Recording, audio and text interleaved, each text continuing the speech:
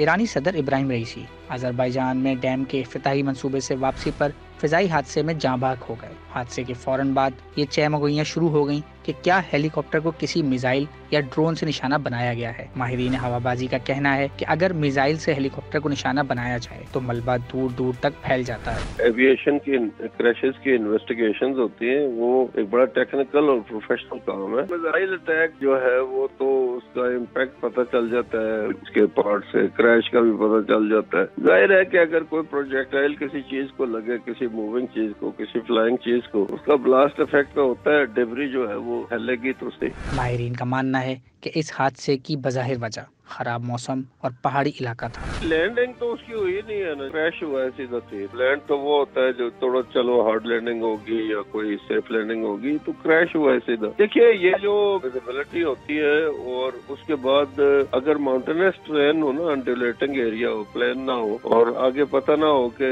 Height ایک height کے بعد دوسری ہائٹ کتنی ہوگی، تو یہ بہت بھی لو فلائنگ جو مشینز ہوتی ہیں، چاہے ہیلی کاپٹر یا چھوٹا جہاز یا جو بھی ہے، اس کے لیے بڑی ڈینجرس ہوتی ہے۔ عام طور پہ یہ پلان کیا جاتا ہے کہ آپ اگر بیڈ ویزیبلٹی ہے تو جو ہائیسٹ پیک ہے جیوگرافیکل جو فیلڈ ایلیویشن ہے اس کی مثلا 3000 ہے، تو آپ 4000 پہ اڑ کے چلے جائیں انسٹرومنٹس پہ، لیکن آپ کو کلیئر ہونا چاہیے ساری پیک سے، کیونکہ گراؤنڈ کے ساتھ چلنا دیکھتے کہ یہ بڑا ڈینجرس ہوتا ہے۔ ایک پیک اس کے فالس کریسٹ آ جاتی ہے، آپ سمجھتے ہیں کہ یہ پیک ہے، اس کے بعد دوسری نہیں ہوگی، جب آپ کراس کرنے لگتے ہیں تو آگے پتہ چلتا ہے اس سے اونچی پہاڑی ہے، اس کو کہتے ہیں فالس کریسٹ۔ تو اگر آپ یہ دیکھیں کہ اس کی کریش سائٹ کو اگر آپ کرٹیکلی اس کو دیکھیں، اس کا ملاحظہ کریں، تو آپ کو پتہ چلے گا کہ یہ ایک پہاڑی ہے جس کی چوٹی سے تھوڑا سا نیچے یہ ہیلی کاپٹر کریش ہوا ہے۔ یہ اسی طرح ہوتا ہے کہ بیڈ ویزیبلٹی میں پائلٹ کو پتہ نہیں چلتا کہ آگے گراؤنڈ کی ایلیویشن کیا ہے یا کیا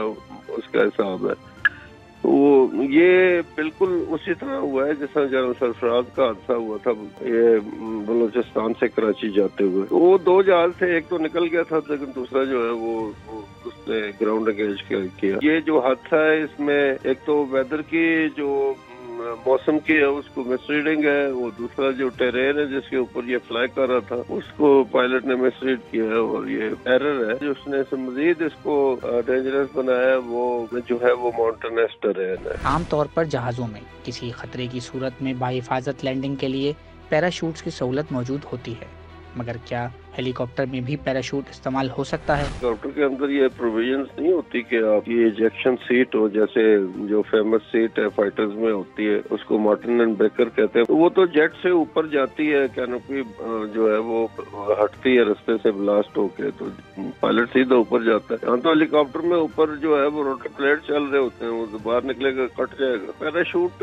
فیزیبل نہیں ہے، فیزیبل یہی ہے کہ آپ ویدر کو ریڈ کریں، اور اگر آپ سمجھتے ہیں آپ کو مشکل پیش آ رہی ہے تو آپ کوئی بھی ایک ریزنیبل اسپاٹ دیکھ کے لینڈ کر جائیں وہاں پہ، بجائے اس کے کہ آپ انسسٹ کریں کہ آپ جائیں گے۔ اگر آپ کو ڈیفیکلٹی ہو رہی ہے تو آپ کو نیچے ہیلی کاپٹر لینڈ کر دینا چاہیے، کیونکہ اس کو رن وے کی ضرورت تو ہوتی کوئی نہیں ہے۔ یہاں یہ سوال بھی اہم ہے کہ کیا ایرانی صدر کے زیر استعمال امریکی ساختہ بیل 212 ہیلی کاپٹر محفوظ تھا؟ یہ بڑا شعرۂ آفاق بیل کا ہیلی کاپٹر ہے جی، اس کے تو ویتنام کی جنگ میں استعمال ہوا، پاکستان میں فلڈ ریلیف میں بہت استعمال ہوا۔ یہ ایک بہت پرانا ڈیزائن ہے 60s کا، لیکن ریلائبل ہے، ابھی تک یہ دنیا میں اڑ رہا ہے، اس کے اسپیئر بھی بن رہے ہیں۔ عام طور پہ یہ سنگل انجن اور ریجڈ روٹر سسٹم جو جس کا یہ جہاز ہے بیل 412 یا UH-1H ہوئی اس کو کہتے ہیں، وہ عام طور پہ VIP موومنٹ کے لیے استعمال ہوتا نہیں ہے۔ VIP موومنٹ کے لیے تو ماڈرن جہاز جو ہے جس میں فلی آرٹیکولیٹڈ روٹر ہیڈ ہوتا ہے، ملٹی انجن جہاز ہوتا ہے، تو وہ ہوتا ہے، لیکن یہ سیف ہیلی کاپٹر ہے۔ لیکن یہ جو اس کو حادثہ ہوا ہے اس میں تو کوئی انجن فیلئر نہیں ہے یا کوئی اور چیز میرے خیال میں نہیں ہے، جو پتہ بعد میں چلے گا جب انکوائری ہوتی ہے۔ تو in all probability has engaged the ground crashed because of bad visibility and the terrain. مزید نیوز اپ ڈیٹس اور ڈیجیٹل سٹوریز کے لیے سبسکرائب کریں ڈان نیوز پاکستان۔